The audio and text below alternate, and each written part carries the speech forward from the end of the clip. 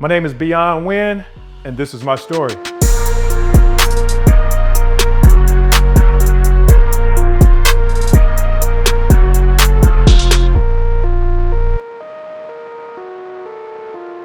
So we live in Cleveland, Ohio, on the corner of 79th and Superior at East High School, right? This is the high school that I went to. I made it to the 9th grade twice. That means that I failed the 9th grade. And then the next year, I thought that, they just magically passed me or something. So the next year, I'm sitting in homeroom class. That's the first class you go to before you go to the other class. So I'm sitting in homeroom class, right? And so I'm looking around because I'm kind of popular a little bit and I know a lot of people. So I'm looking around and I don't see any familiar faces. All these people look new and fresh. But remind you, I know everybody. And I was here the year before, so I should recognize the faces in the class. So I was like, you know what? This is looking kind of odd. So I raised my hand and I asked the teacher, I was like, what grade is this? The teacher said, it's the 9th grade. That's the last time I ever been inside of the classroom. I graduated early. Like, fuck that dropout. Look, I graduated early and I'm glad that I made that decision. School was boring. Like sitting in the classroom, that was boring. And I think that we've been lied to, right? Because I think that we learn best as human beings, like taking action, like hands-on, not just sitting in the classroom. And then another thing is like this classroom, the school, the design and everything reminds me of the detention home. When I was 14, I was in the detention home. It looked just like the school. You sitting in a place, it ain't really got no windows, no lighting. That shit boring. It was boring. My favorite teacher was Miss South. That was biology, right? I'm smart. Y'all know I'm super fucking smart. So what made me perform in biology class and I didn't perform in the other classes? Miss South cared about the kids. The other teachers just wanted to get paid. They didn't give a fuck, but Miss South cared. So it made me want to perform. And so we used to dissect frogs and all that kind of stuff like that. And I used to get a B in that class. And Miss South told me one day, she said, the reason why I can't give you an A, because it may look kind of weird with all those D's in the other classes. But yeah, Miss South, that was my favorite teacher. My favorite subject was biology. I hated math. They had me taking, they had me taking that you never used, like algebra 1 and 2. Like, I never used algebra before. Not making my first 10,000, first 50,000, first 100,000, 250,000, 500,000, and beyond. I never used fucking algebra. Waste of time, kids. Remember that job I was talking about that I had? I only had one job my whole life. When I was 14 years old, I had a summer job and my first check was $33. The cultural gardens. And so what we used to do, we come here early in the morning, like 7:30 in the morning, and we would get all of the tools out of the shed. And once we gather up all the tools, we would walk for like a mile. All those are gardens down the street. And we had to clean up the gardens. It's like 80, 90 degrees. And they paid me $33 and I ain't never seen them no more since then. I have no regrets for graduating early, AKA dropping out. I wish that I did it exactly how I did it. That's all I needed was the 9th grade. After that, it's a waste of time. I think that the school is the first to present the scamdemic, right? Because it's programming you to go work for somebody. School is used to suppress your genius. The thing inside of you that's telling you that as a kid, you're like, yeah, I want to be an astronaut. I want to build a planet. And then by the time you get to 12th grade, you don't want to build a planet. You just want to work a job. You want to pay a car note, pay a mortgage, and that's it. So the schools is designed to suppress your genius. Because think about it. If they already got the answers to the tests that they have you taking in school, it leaves no room for you to get creative and exercise your genius. So your genius dies in school. So I'm glad my genius didn't die. Back around that time, the 9th grade time, when school got boring, I started to get attracted to illegal activities in the streets, AKA gangs, drugs, and different things like that. Everything that lines up with negative. So one day, me and a couple of guys I grew up with, we was hanging out around the school, negative energy, and the vice came and had us all like right here, like right in front of where we at, had us all down on our knees, hand behind our back. We got arrested. and we made the newspaper. That was the first time I made the newspaper. Oh, they said we was in a gang, man. Like, do I look like I was in a gang? They said we was in gang-related activities, like we was up to no good, man. So, one hot summer day, while school was in, me and my friends wasn't in school. We were supposed to be in school, but by that time, we'd all dropped out. And so we came up to the school. We probably had just came off the block, you know, moving packs. And so we come up here because it was other rival gang members. It was like, you know, 3 different gangs in one school. And so we up here looking for trouble. Next thing you know, the vice pull up. The vice pull up on the grass. From every direction. The vice is the police. Narcotics department. They pull up on the grass every direction. And so they pull up, they get out their cars, they started to, you know, to walk towards us, told us to turn around, hands behind your back, get down on your knees. So that was the day that we made the paper. But I thank God for those opportunities that we was able to live through, get those lessons and use those lessons to turn our life around. I'm telling you, if I could do it, anybody could do it. Like, most people are surprised at where I am today versus what I looked like in the beginning, you know, being involved in everything that I was involved in. I thank God that God gave me another opportunity to be alive, to even share my story, to share the 360, and to be confirmation for other people that you could turn your life around. You could turn your life around. As long as you wake up, you got an opportunity to turn your life around and win a championship in your life. So this is the door right here where we used to take a lunch break, right? I mean, cut class. Like when we left school early, AKA cut class, this is the door we used to come out of right here. Me, Terrence, Stacy, Craig Wilson, we used to all come out of this door right here, cut almost every day. And then we used to go right on that street over there, 81st, and, you know, and do like illegal activities. But here's the crazy thing, and I never figured this part out yet. I failed, right? But Craig Wilson got a motherfucking diploma and went to college. I wonder how did he have time to do that when he was doing most of the shit that I was doing too.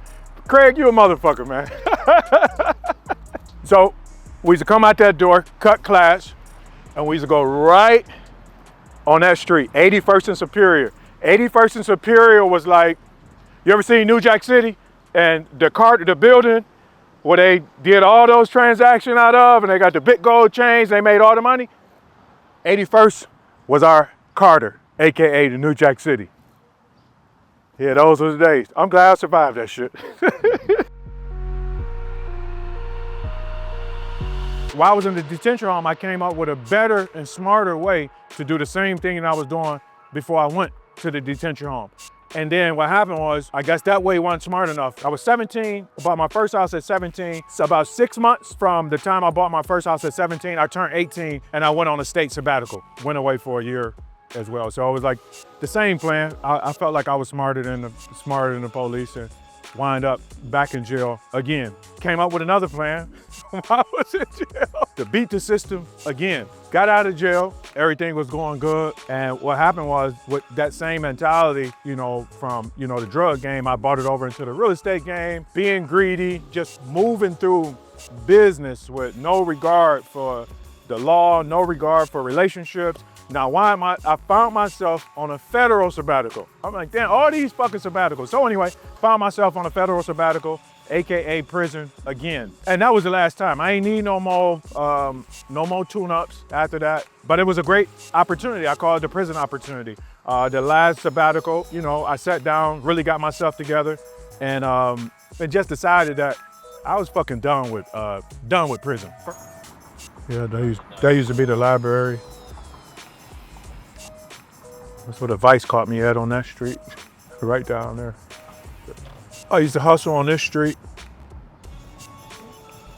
I was like 16 years old. We used to stand out on this street. So this is Corman Avenue. This is where I got my first rental property, Yeah, so we on 79th 79th and Corman, right? This is my old neighborhood where I grew up at, and those two properties that you see right there is a 2-family in the front, single family in the back. Those were my first ever rental properties, my first rental properties. A young lady gave me those properties. She knew that I did real estate, and one day I was coming out of my mother's house. My mother used to live right here. One day I was coming out of my mother's house, and she said, "Come here, let me talk to you for a minute." And so I went down where she was at, and she basically told me that she was behind on taxes, about $14,000 to $15,000 behind on taxes, and they were going to take the properties. And she was like, instead of them, taking the properties, I'd rather get the properties to you. So she gave me the properties. We did a quick claim deed after I did a title search, seeing that the properties were clear. Did a quick claim deed. I acquired the properties. When she gave me the properties, there were tenants already in the properties. There was 2 tenants in the front house. The back house was empty. I spent about $10,000 doing some repairs at the time. The siding wasn't on the properties when I got them.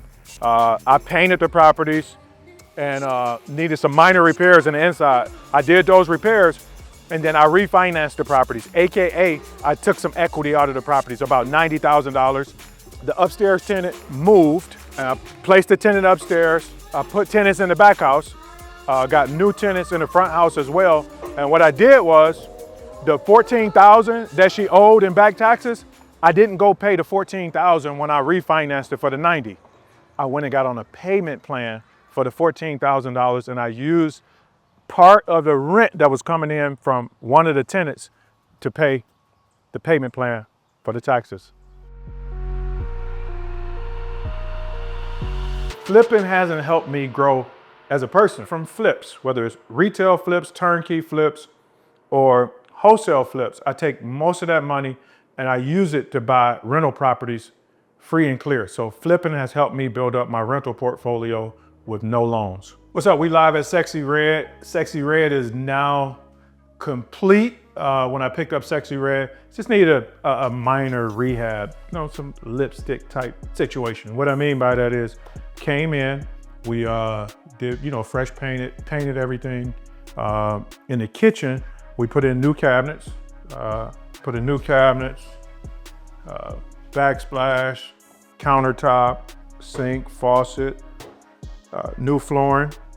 And this is actually a retail flip. So in all of my retail flips, add appliances, the dishwasher, the refrigerator is here. I will give y'all a cold beer, but anyway, we got the stove here. We changed out all the outlets and plugs, right? That gives the rehab a fresh look when you got all new outlets plugged. And we changed all of the fixtures. New carpet throughout. The hardware on all of the doors, we changed all the hardware to black. So we got the black accent flowing through. The rehab was about $30,000. The purchase price for Sexy Red was $50,000. The ARV, AKA after repair value, is $130,000. You do the math. So let me give y'all a little tour. Let's start upstairs. Let's go. So Sexy Red is a 4-bedroom, 1 bath. 4-bedroom, 1 bath.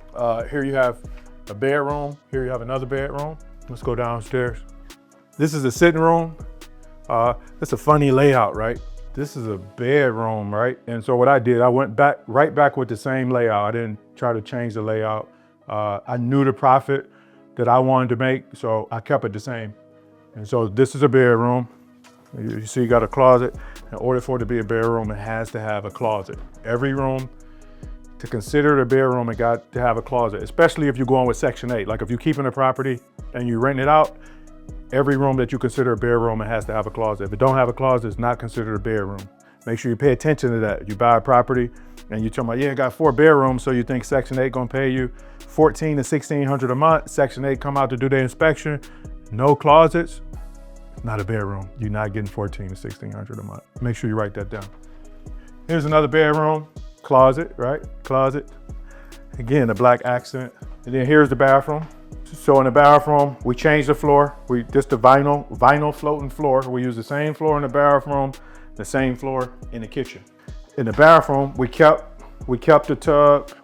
We just reglazed it. So we kept the tub and showers around. We reglazed it, added a new faucet, put in a new toilet, new vanity, mirror, bar light.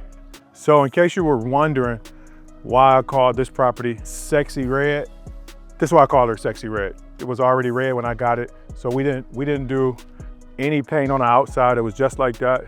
The roof was just like that. The roof is good. So wasn't no need to repair or replace the roof.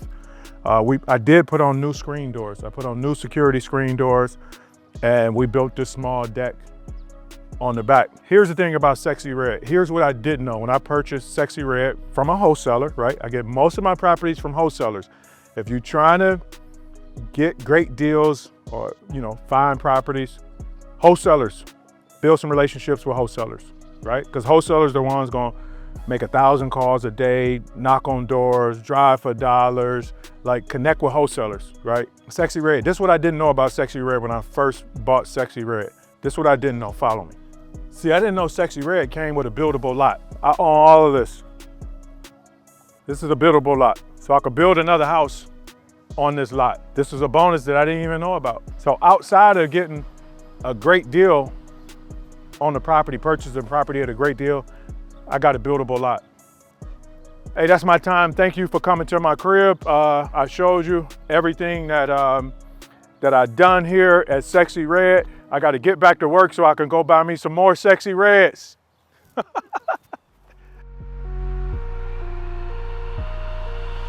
First thing that came to my mind from high school was the security guard. His name was Mr. Prevost. He lived around the corner on Reedale. And he told me one day, I was wasting my time and wasting the school's time showing up here. That always stuck with me, always. And then the principal at the time, Mr. Smith, I remember Mr. Smith, he was like, you could tell he was in the gym, he was huge, looked like a robot. Had a box haircut, looked like they lined him up with a knife. And he drove a Porsche, a beige Porsche, I'll never forget it. He told me the same thing. He told me I was wasting my time, wasting the school's time. And that stuck with me for years. I still think about it, but that inspired me. That inspired me to be super successful. That inspired me to go hard. And it just let me know that it don't matter what other people think. It don't matter what other people see, because nobody could see the vision that God put inside of you. Like, it's unique to you. Nobody could see it, but you could see it. You could feel it. So never lose sleep or waste time trying to get people to see like your genius, your vision. Your job is to bring that vision to life, not look left or right, not listen to what people are talking about, not worrying about if it was supposed to be done, why somebody else didn't. No, your vision is unique to you. Tap into that vision and never fucking tap out. That's what I remember from high school. And I want to send a special shout out to Mr. Smith, Mr. Prevost. Man, y'all don't know how much I needed that fucking fire up under my ass to run these fucking plays that I'm running right now, and to teach people all over the world how to run these fucking plays. And motherfuckers that counted you out, they can't fucking count. First of all, legacy to me, it don't mean what it means to most of the world. Most of the world think, they say they're gonna build something real special and just give it to their kids. That's legacy for most of the world. Legacy for me is building something with my kids. See, the people that build it and give it to their kids, if you just go do some research, most of the people that got it handed to them, they sold it as a discount or they lost it because they weren't interested. When you look at my motto, or you think about my motto, if you build it with your kids, like, if they go look at properties with you, they evaluate properties with you, they put in bids on properties with you, they go to the bank with you, they go to the closing table with you, they go to Home Depot with you, they get the check with you from selling the house, they'll never forget that. And when they have kids, they're gonna teach their kids the same thing that their father taught them. That's legacy to me. When it comes to money, what I've learned about money is, if you disrespect money, money gonna be disrespectful back. If you respect money, if you look to build a relationship with your money. Like, treat your money right. Like, you know, you take a percentage every dime you get. You give a percentage away. You take a percentage of every dime you get. You invest in, you reinvest into your business. You take a percentage of every dime you get. You reinvest into personal development, whether it's books, classes, mentors, teaching, mastermind. The investment that you make into personal development, the return on it is infinite. The money that you invest in your brain, your knowledge, personal development, like, it's infinite. And another thing with money, like, making money is simple. Like, if you make money and your first thought is invest, you're gonna be all right. Let me repeat that. If you make money, whether you work a job, whether you're an entrepreneur, and your first thought is invest, that's what you do with your money. As soon as you get it, invest, you're gonna be all right. If your first thought is spend, you're going to be in trouble or eventually be in trouble. If your first thought is buy assets, real estate, stocks, anything that you can get a return on, you're gonna be all right. If your first thought is spend on liabilities, stuff that takes money out of your pocket, go get a car note that you can't afford, a mortgage payment that you can't afford, charging designer clothes, going on trips with credit cards, you're gonna be in trouble. No, it's real simple. Think invest first, think assets first, and then let assets support your lifestyle. Damn, this like, I'm 51. This like 30 years ago. Like 30 years ago, I was like 20, 21. Wow.